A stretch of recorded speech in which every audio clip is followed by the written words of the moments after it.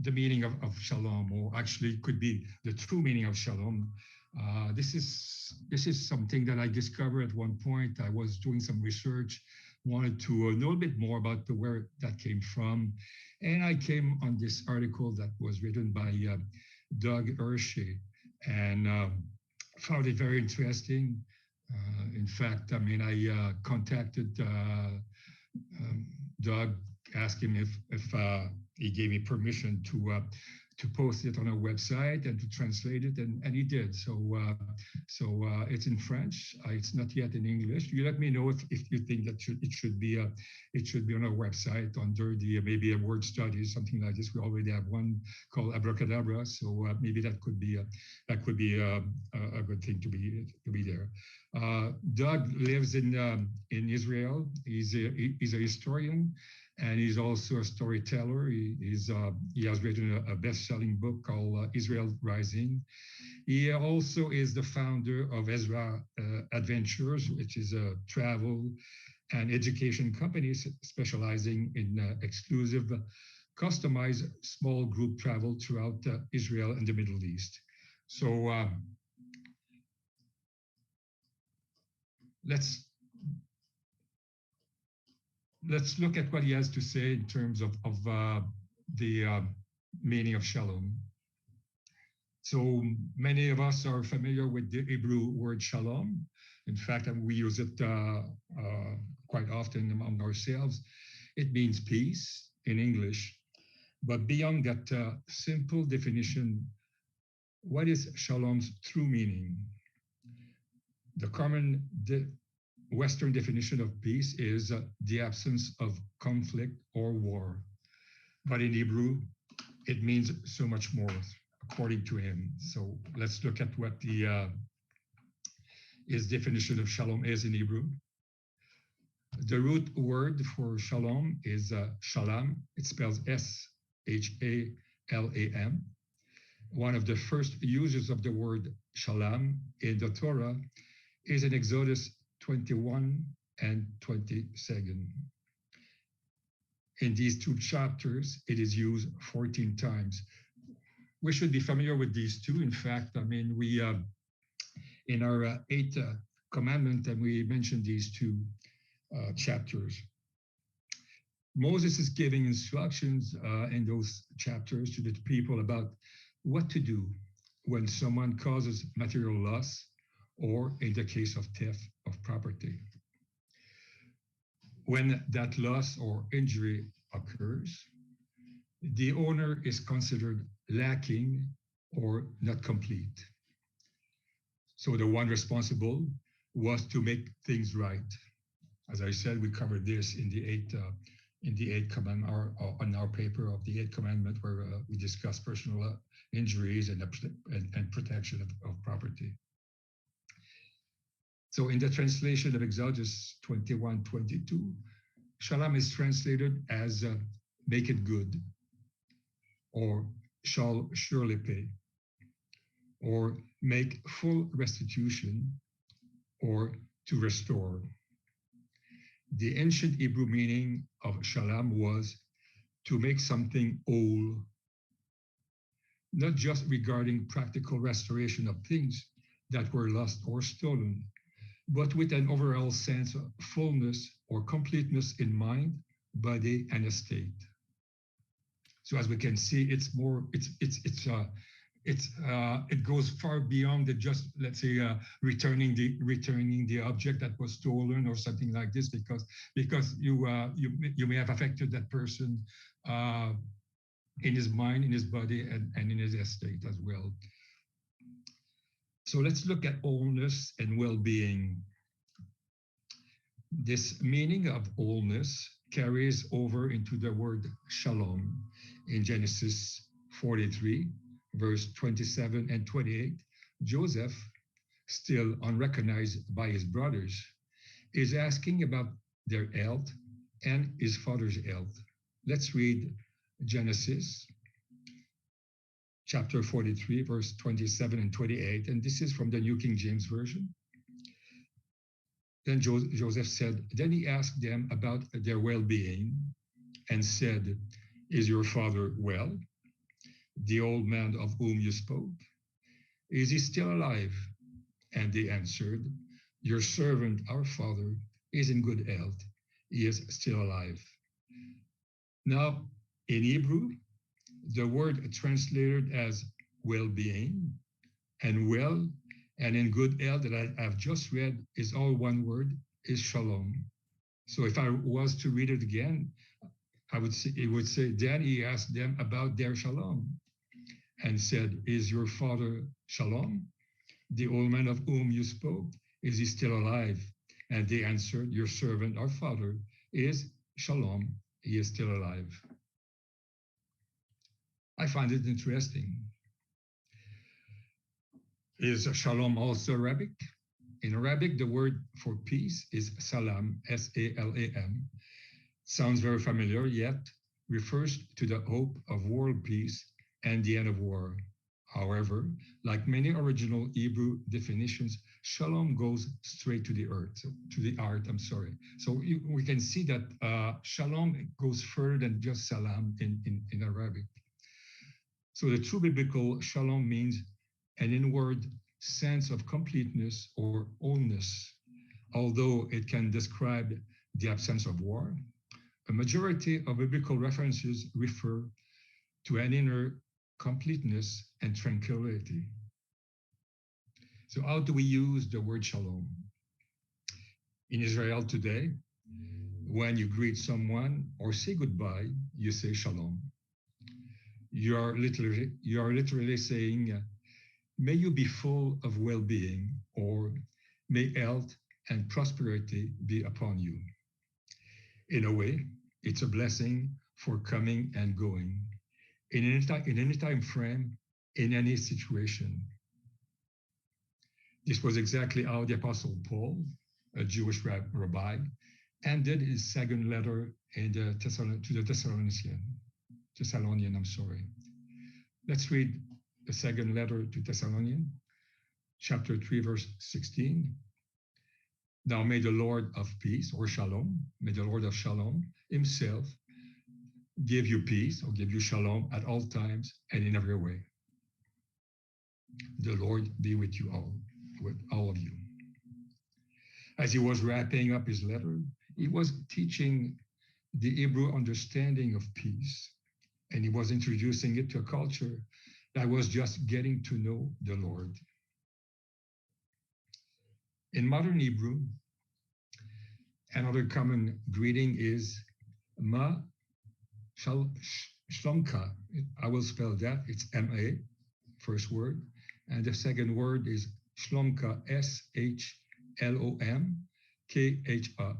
which means, how are you? We say that in English all the time. Yet, notice the word shalom in there. Quite literally, you're asking, what is your completeness? Or how is your peace? It is yet another way to proclaim health and wholeness as you greet those around you. Now, did Jesus use the word shalom? Undoubtedly. Notice what Yeshua said when he first met the disciples after the resurrection. We read this in Luke chapter 24, verse 36. While they were telling these things, he himself stood in their midst and said to them, Peace be to you. Remember, Yeshua is a Hebrew-speaking Jewish rabbi, so he speaks to Jewish disciples in Jerusalem.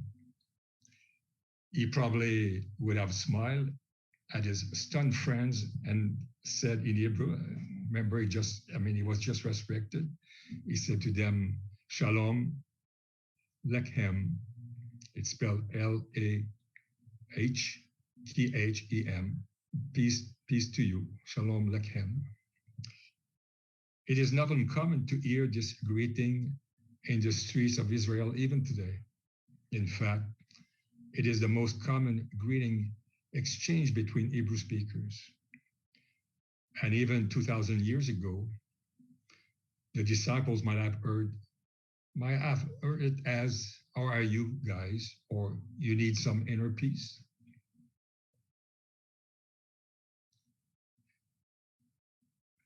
So next time you greet a friend or a brother in Hebrew to say shalom, or how are you? Remember that it's more than just a casual greeting.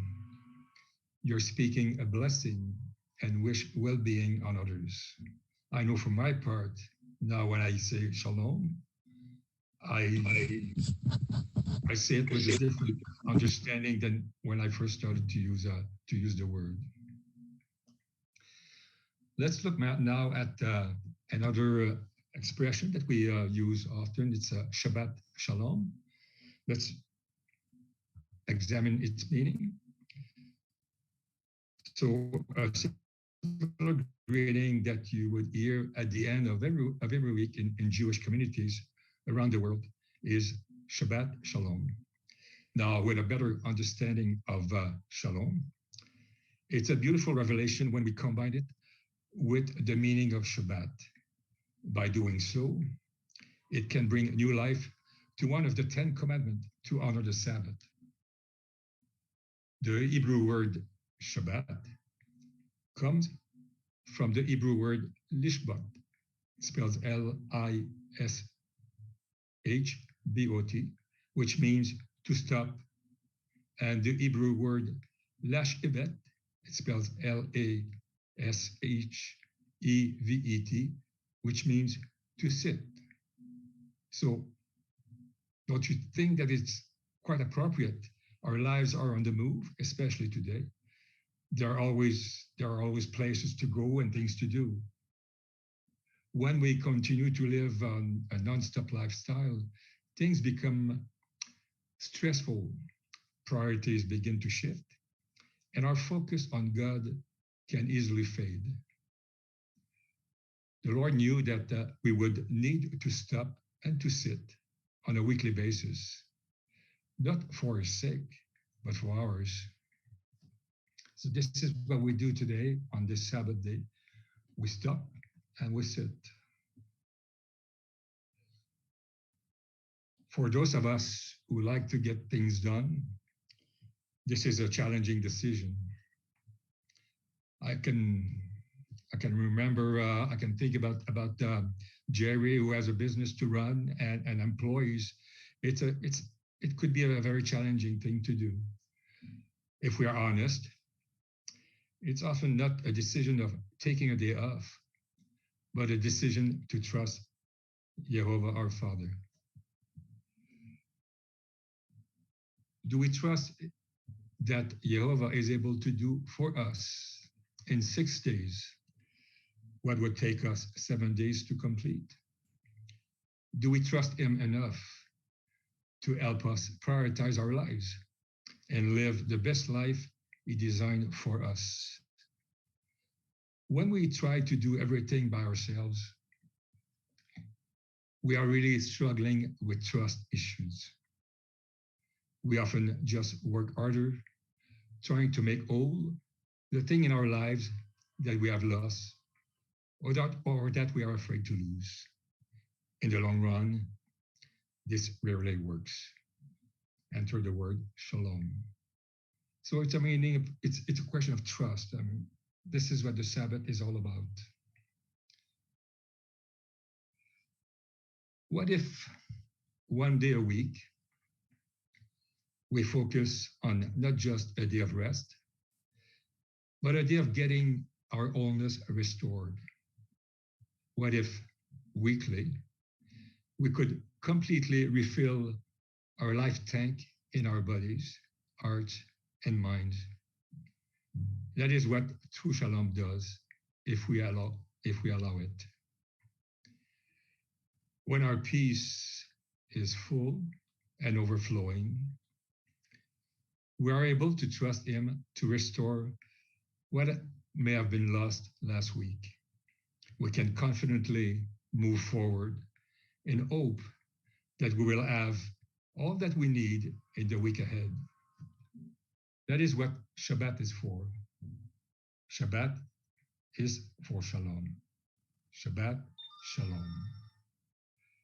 every Friday evening in Israel and in Jewish communities around the world, you'll hear the joyful Shabbat Shalom. Again, this is more than a greeting.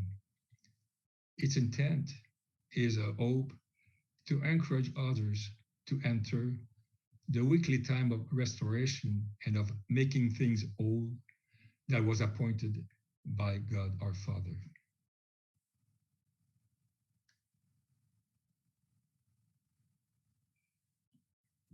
Despite all the craziness throughout the week, and we have been witnessing more this week, Shabbat Shalom is saying, may you end the week with a rest that brings this inner peace that recenters us on the one who gives it. So this is what the Shabbat is all about. It's a rest that brings that inner peace that recenters us on the one who gives it. And also, may your next week begin with that sense of inner rest and completeness where nothing is lacking. So this is how we can start a new week refreshed, because we are like going to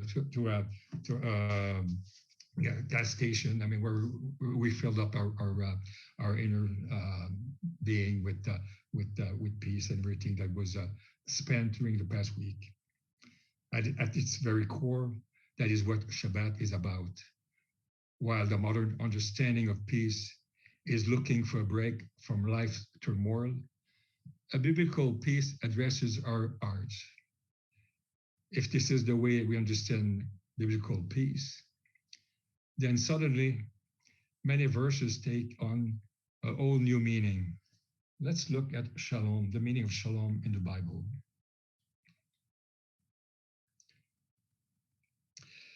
Let's look in ancient Israel. I will read Numbers chapter 6, verse 23 and 26. That's verse 23 to 26. It says, speak to Aaron and to his sons, saying, thus you shall bless the sons of Israel. You shall say to them, Jehovah bless you and keep you. Jehovah make his face shine on you and be gracious to you. Jehovah lift up his countenance on you and give you peace. Now, the context of the Aaronic blessing is Aaronic in a sense. Here we have Jehovah telling Aaron to bless Israel with peace while they were getting ready to go conquer the promised land.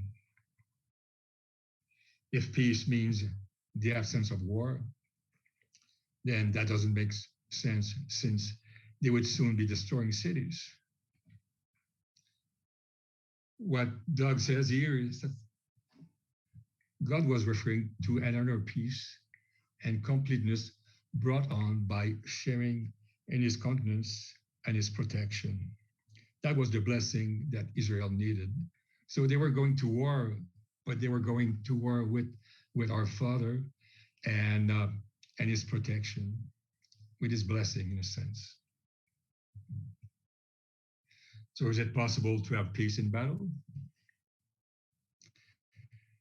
Israel was to rarely experience times of outward peace, but even in the midst of battle, they were to have an inward rest brought on by the presence of the Lord, regardless of the outward circumstances. So it should be for us as well. As we know, we are in a battle. We are at war. But we should have this inward rest, knowing that our Father is with us. So no matter what our outward circumstances are, we should have this inner peace. It is God who was giving shalom to Israel. It was a gift. It was a gift then, as it is for us today. which will we choose? Will we focus on the conflict and stress around us? Or will we choose to live and walk in the shalom that is offered to us?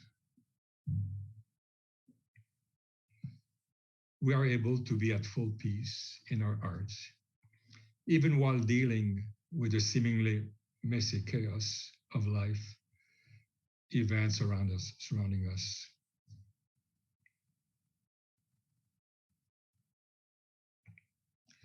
Psalm 122, verse 6 and 7 speaks of Jerusalem as the city of peace. It says in Psalm 122, verse 6 and 7, pray for the peace of Jerusalem. And I'm reading from the New American Standard Bible. So it says, pray for the peace of Jerusalem. May they prosper who love you. May peace be within your walls and prosperity within your palaces. And now I'm going to read it in the New International Version, the same chapter, 122, verse 6 and 7. It says, pray for the peace of Jerusalem. May those who love you be secure. May there be peace within your walls and security within your citadels. Today, many are praying for the peace of Jerusalem due to the rising threat from Israel's enemies. If you're following the Middle East, and especially what's happening in Jerusalem and Israel today, there's a lot of turmoil there. There will probably be more turmoil tomorrow because it's Israel will be celebrating their the anniversary of their I think the day it was founded. So you can expect more turmoil tomorrow. So this exhortation to pray is not so Israel can live without conflict. It is so that Jerusalem can fulfill its destiny as set by the only one who can bring complete restoration to the city, which Jesus referred to as the city of the great king. So Psalm 122, verse 6 and 7 should serve as a prayer for Israel's spiritual revival. Verse 7 says that we are praying for peace within Jerusalem's walls and palaces. That is where true biblical peace is found within.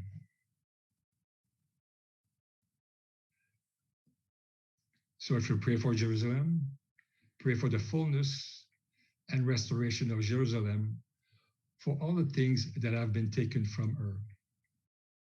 We know that Yeshua cried when he before he was put to death over Jerusalem because he knew it would be destroyed, and he knows what is the destiny of Jerusalem. And what is the destiny? The city is to become all that God has destined it to be, which is where our great King will rule when he restores the kingdom.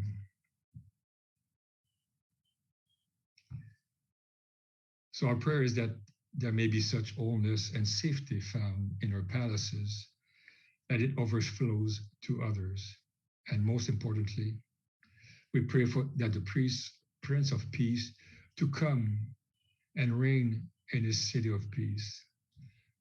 As we see the famine and pestilence and what the globalists are trying to do to mankind and to transform us into machines, and the famine that is surely going to kill a lot of people because of all the wars and all the things that have been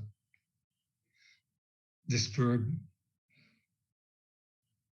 I think it is urgent that we pray that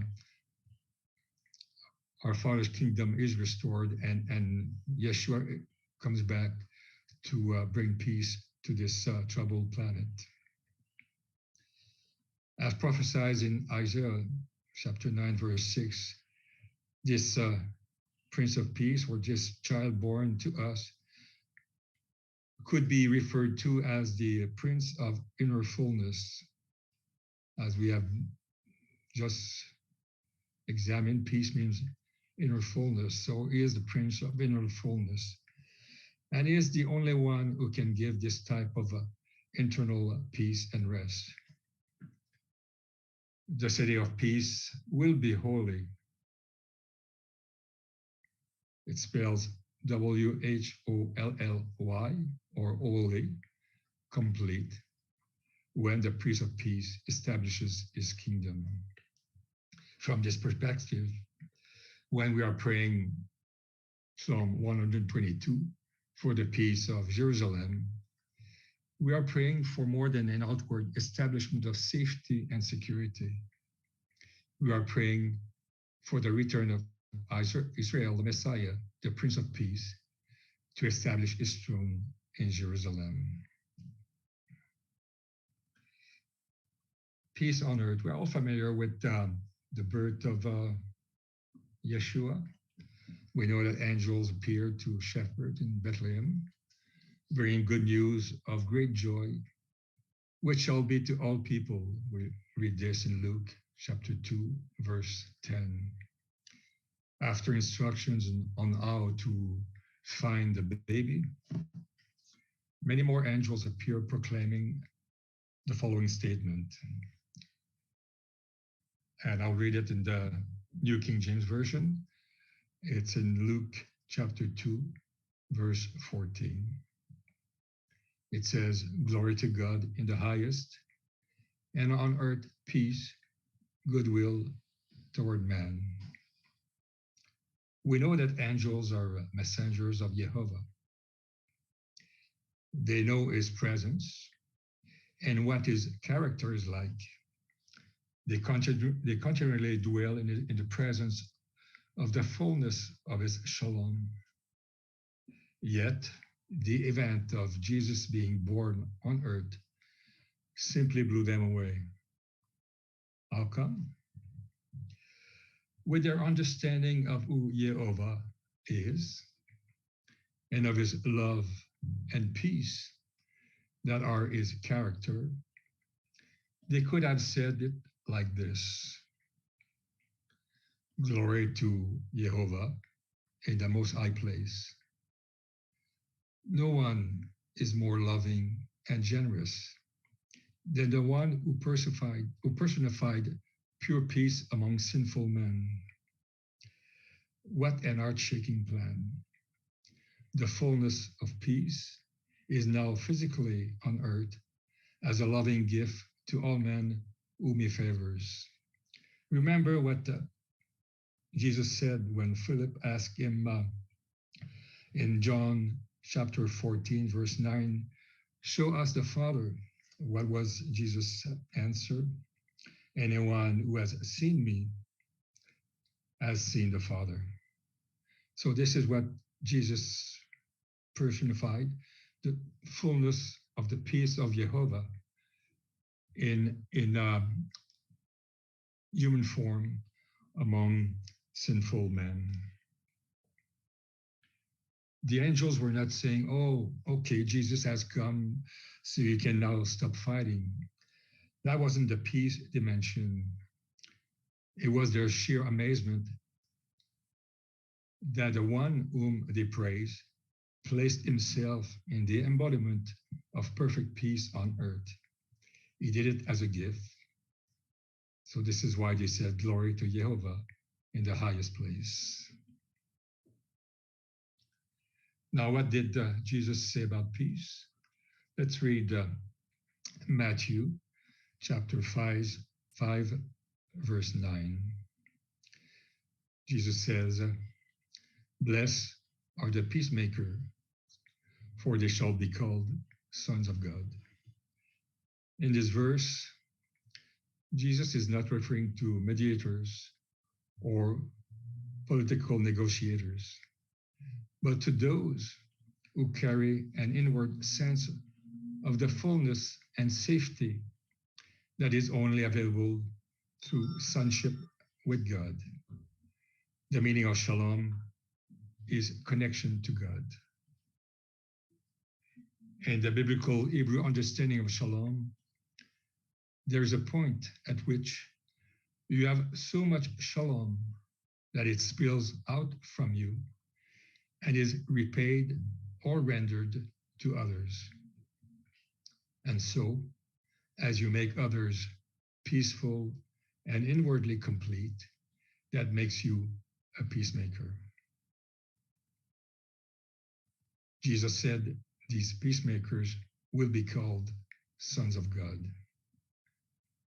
Jesus was called the Son of God because, as we have just read, he embodied the peace of our Father. By sharing God's uncontainable peace with others, we become just like Jesus. I'll read that again. I think it is important as a disciple of Jesus that we remember that by sharing God's uncontainable peace with others, we become just like Jesus. So how do we get this inner rest or completeness and wholeness? There are many throughout the world who are seeking the meaning of shalom and inner peace in multiple ways. I mean, some people will meditate, all kinds of different things. Isaiah chapter 26, verse 3, read this. That's Isaiah 26, 3. You will keep in perfect peace those whose mind are steadfast because they trust in you. So it is a promise because we trust in our Father Jehovah. He will keep in perfect peace those whose mind are steadfast. While there's a perfect peace that comes from trusting God, Jesus takes it a step further as a gift from himself to his disciples. He makes a clear distinction. Let's read John chapter 14, verse 27. It says, peace I leave with you. My peace I give you. I do not give to you as the world gives. Do not let your heart be troubled and do not be afraid. So if we replace the word peace by shalom, shalom I live with you. My shalom I give to you, not as the world gives do I give to you. So do not let your heart be troubled and do not be afraid. Amen, Jehovah. That's my message today. So again, as I said, if you find it appropriate, I would like to post it on our website under the word studies. Back to you, Dave.